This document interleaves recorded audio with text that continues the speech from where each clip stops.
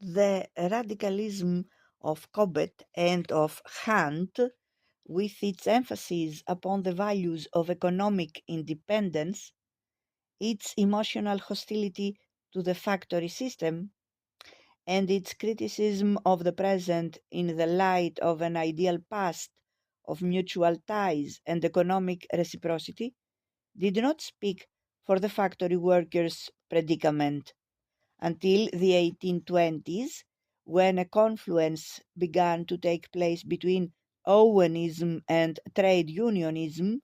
It is difficult to point to a radicalism in key with the experience of those within the cotton mills, although there is some evidence that groups of spinners here and there preferred the totter and more utilitarian appeal of Wooler and Carlyle to the moralizing of Cobbett's register.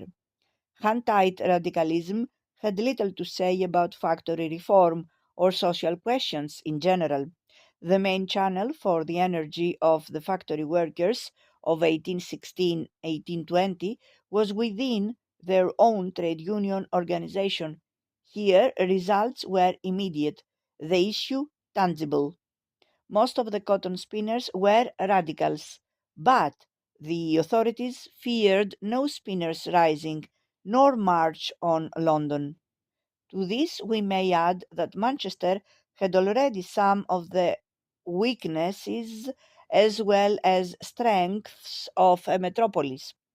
Its great size, diversity of occupations, spreading slum districts, and the constant passage through it of immigrants gave to it less of a sense of cohesion than existed in the upland townships. The very large Irish population, while sympathizing with the agitation of 1816-1820, did not become integrated with the movement. Moreover, if some of the cotton towns, notably Bolton, had zealous loyalist magistrates, many of the smaller ones were almost wholly proletarian in character and were scarcely policed.